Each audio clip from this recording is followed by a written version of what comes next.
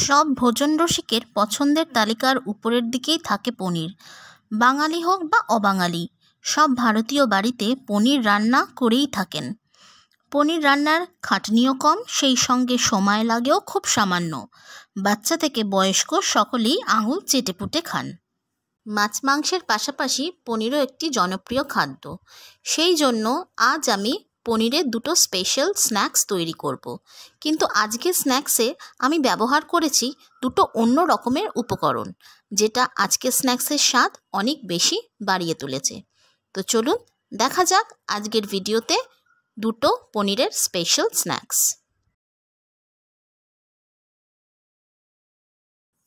প্রথম পনির স্ন্যাক্স বানানোর জন্য আমি নিয়ে নিয়েছি আলু সেদ্ধ করা। আলুটাকে আমি একটা স্পুনের সাহায্যে ভালো করে স্ম্যাশ করে নিলাম। তো আমি এখানে 3টে আলু নিয়েছি। আমি সেদ্ধ করা আলুটাকে ভালো করে স্ম্যাশ করে নিচ্ছি। মোটামুটি স্ম্যাশ করা হয়ে গেছে। এবার আমি সেদ্ধ করার ডিম গ্রেট করে নিচ্ছি। আমি এখানে 3টে ডিম দিয়েছি। 3টে ডিম আমি আগের থেকে সেদ্ধ করে রেখেছিলাম। সেই 3টে ডিমকে আমি একটা হ্যান্ড গ্রেটারের সাহায্যে ভালোভাবে গ্রেট করে সেদ্ধ করা আলুর মধ্যে দিয়ে দিচ্ছি। এই আলুর পরিমাণ বা ডিমের পরিমাণ আপনারা যতটা সংখ্যক করতে চান, স্ন্যাক্স বানাতে চান, সেই অনুযায়ী নিতে পারেন। তো আমি 3টে ডিম দিয়েছি, এখানে 3টে সেদ্ধ করা ডিম দিয়েছি। তো দেখুন ডিমটা আমি ভালোভাবে গ্রেট করে নিয়েছি।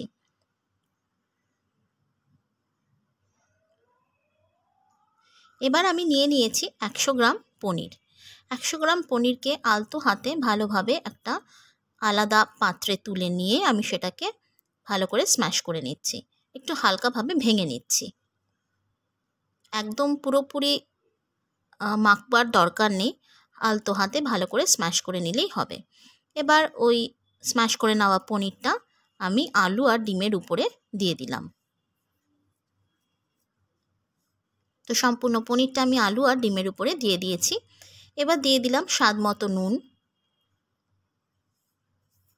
দিয়ে দিলাম কুচিয়ে রাখা পেঁয়াজ।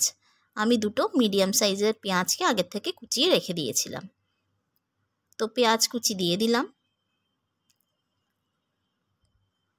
এবার দিয়ে দিচ্ছি ধনেপাতা কুচি। ধনেপাতা কুচিগুলো আমি সম্পূর্ণ দিয়ে দিলাম। এবার দিয়ে দিলাম কিছু চিলি ফ্লেক্স, আর দিয়ে দিচ্ছি হাফ পাতিলেবু। আমি হাফ পাতিলেবুই এখানে ব্যবহার করেছি। তো ভালোভাবে পাতিলেবুর রসটাকে আমি দিয়ে দিলাম। এবার সমস্ত কিছুকে একসাথে ভালোভাবে মিশিয়ে নিতে হবে। হাত দিয়ে আমি ভালোভাবে সমস্ত কিছু আলু সেদ্ধ, ডিম গ্রেট করা, পনির, পেঁয়াজ, ধনেপাতা এবং চিলি ফ্লেক্স সমস্ত কিছুকে একসাথে ভালোভাবে মিশিয়ে একটা ডো তৈরি করে নিচ্ছি। আমি নিয়ে নিয়েছি ছোটো বাটির 1 বাটি মুসুরির ডাল। মুসুরির ডালটা আমি কড়াইতে ভেজে নিচ্ছি তেল ছাড়া, একদম লো ফ্লেম রেখে। এই মুসুরির ডালটা নিয়েছি আজকে স্ন্যাক্সের বাইরের কোটিংটা তৈরি করার জন্য। আজকে স্ন্যাক্সের বাইরের কোটিংটাকে ক্রিস্পি বানানোর জন্য কিন্তু আমি কোনো ব্রেড ক্রাম্ব ইউজ করব না, না করব কোনো এগ ওয়াশ। শুধুমাত্র মুসুরির ডাল দিয়ে কত সুন্দর রেস্টুরেন্ট স্টাইলের বাইরের কোটিং তৈরি করা যায় স্ন্যাক্সের, সেটাই আমি আজকে আপনাদেরকে দেখাচ্ছি। আমি ডালটা ভালোভাবে ভেজে নিয়েছি শুকনো কড়াইতে। এবার এটাকে আমি মিক্সার গ্রাইন্ডারে দিয়ে গুঁড়ো করে নিয়েছি। দেখুন গুঁড়ো কিন্তু হয়ে গেছে। সামান্য যদি কোর্স ভাব থাকে, যদি আধ ভাঙা হয়, তাতেও কিন্তু কোনো অসুবিধা নেই। যে মিশ্রণটা আমি বানিয়ে নিয়েছি সেটাকে হাতে নিয়ে শেপ দিচ্ছি। আমি এখানে গোল শেপ করেছি, আপনারা চাইলে আপনাদের মতো করে এটা ফিঙ্গারের মতনও শেপ করতে পারেন বা কাটলেট শেপও করতে পারেন। তো আমি এখানে গোল শেপ করে নিয়েছি। গোল শেপ করে নেওয়ার পর মুসুরের ডালের যে গুঁড়োটা আমি করে নিয়েছিলাম তাতে আমি এটাকে কোট করে নিচ্ছি। আমি একবারই কোট করছি, একবার কোট করলেই যথেষ্ট। আমি না কোনো ব্রেড ক্রাম্বের ব্যবহার করেছি এখানে বা কোনো এগ ওয়াশ করেছি। শুধুমাত্র মিশ্রণটাকে হাতে গোল শেপ দিয়ে একবার মুসুরির ডাল গুঁড়োর কোট করে নিচ্ছি। এই মুসুরির ডালটা দেওয়ার জন্য এই স্ন্যাক্সটার আউটার পোর্শনটা, বাইরেটা খুবই ক্রিস্পি এবং ক্রাঞ্চি হবে। এবং স্বাদও কিন্তু খুব ভালো হয়। তো এক এক করে আমি প্রত্যেকটা স্ন্যাক্সের শেপ বানিয়ে সেটাকে মসুরির ডালের কোট করে নিলাম। এবার কড়াইতে নিয়ে নিয়েছি বেশ অনেকটা তেল। এবার এক এক করে বানিয়ে রাখা এই পনিরের স্ন্যাক্সগুলো আমি ডুবো তেলে ছেড়ে দিচ্ছি। একদম ডুবো তেলেই কিন্তু ফ্রাই করতে হবে, তাহলে উপর নিচ চারিদিকটাই সমানভাবে ফ্রাই হবে। ফ্লেমটা আমি লো টু মিডিয়াম রেখেছি।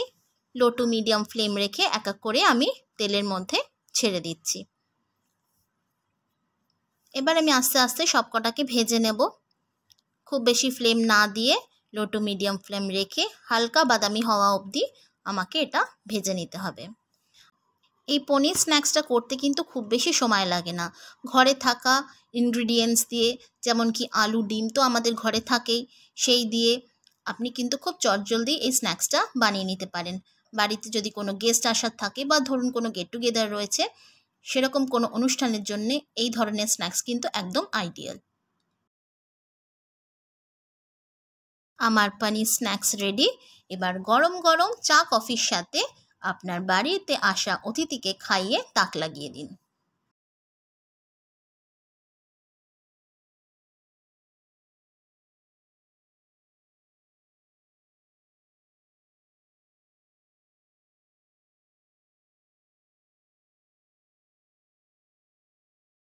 এবার আমি তৈরি করে নেব আমার দ্বিতীয় পনিরের রেসিপি।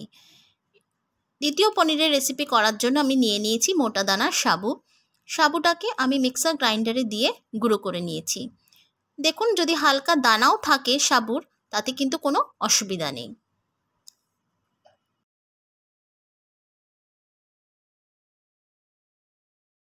আমি নিয়ে নিয়েছি 200 গ্রাম মতো পনির। পনিরটাকে নিয়ে সেটা আমি লম্বা শেপে কেটে নিচ্ছি। এখানেও আমি একই কথাই বলবো, শেপটা আপনাদের উপর ডিপেন্ড করছে, আপনারা কোন শেপে বানাতে চান। আমি এটার একটু লম্বা শেপ দিয়েছি, তো সেই জন্য পনিরগুলো আমি একটু লম্বা করে কেটে নিয়েছি। নিয়ে নিয়েছি দুটো সেদ্ধ করা আলু। চামচের সাহায্যে আমি আলু দুটোকে স্ম্যাশ করে নিচ্ছি। ভালোভাবে আলু স্ম্যাশ করা হয়ে গেছে। এবার সেদ্ধ করা আলুর মধ্যে আমি দিয়ে দিলাম গুঁড়ো করে রাখা সাবু।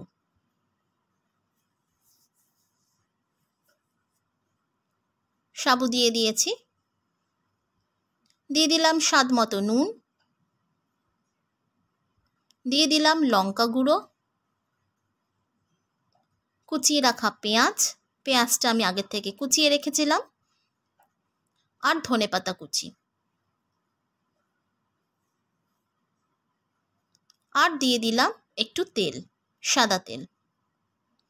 এবার সমস্ত ইনগ্রিডিয়েন্টসটা আমি ভালো করে মেখে নিচ্ছি।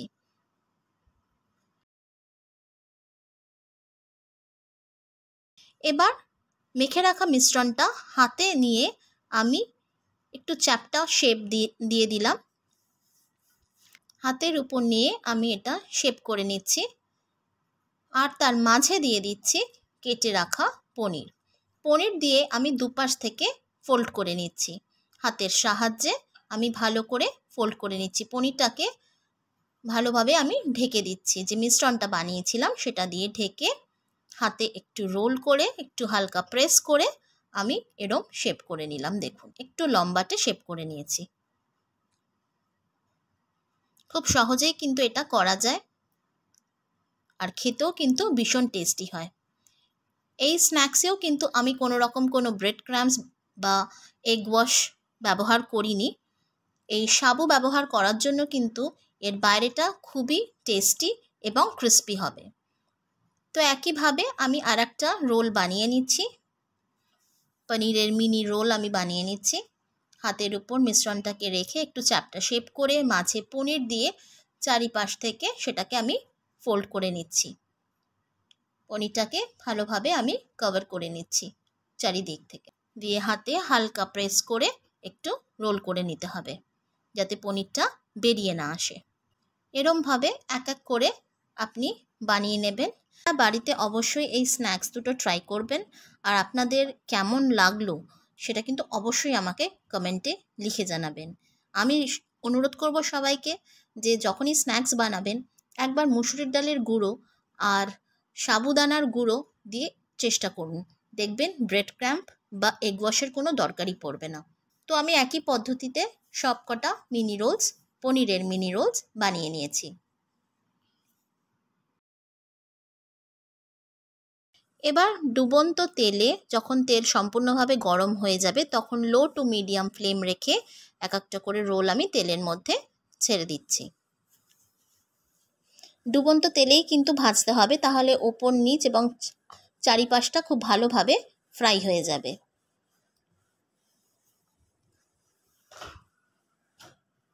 তো সবকটা আমি এক এক করে তেলে দিয়ে দিলাম।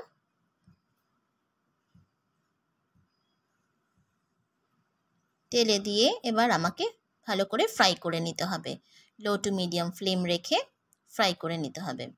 আপনারা কি জানেন এই পনির খাদ্যটি, যেটা এখন আমাদের কাছে অনেক বেশি জনপ্রিয়, এটা কিন্তু আমরা পেয়েছি পর্তুগিজদের থেকে। 1700 শতকে বাংলায় যখন বাস করতে আসে পর্তুগিজরা, তারা দুধ কাটাতে সাইট্রিক অ্যাসিড ব্যবহার করত। তারা তাদের দেশীয় তাজা পনির তৈরি করত এই কৌশলটি ব্যবহার করে। আর এখন বাঙালিদের মধ্যে এই কৌশলটি ছড়িয়ে গেছে, এবং শুধু বাঙালিদের মধ্যেই নয়, গোটা দেশে এখন এই একই পদ্ধতিতে পনির তৈরি করে নেওয়া হয়। এবার এক এক করে আমি পনিরের এই মিনি রোলস ভেজে নিয়েছি। ভেজে তেল ঝরিয়ে একটি পাত্রে তুলে নিচ্ছি। এই মিনি রোলসের বাইরেটাও কিন্তু ভীষণ ক্রিস্পি হয়েছে এবং ক্রাঞ্চি হয়েছে, আর ভিতরে রয়েছে পনিরের সফটনেস। এটাও কিন্তু চা কফির সাথে গরম গরম সার্ভ করবেন এবং আপনার বাড়িতে আসা অতিথিকে খাইয়ে তাক লাগিয়ে দেবেন। আমার ভিডিওটি শেষ অবধি দেখার জন্য আপনাদের সকলকে অনেক অনেক ধন্যবাদ। আমি আশা রাখবো আপনারা এই রেসিপিগুলো অবশ্যই বাড়িতে ট্রাই করবেন। সবাই ভালো থাকবেন, সুস্থ থাকবেন।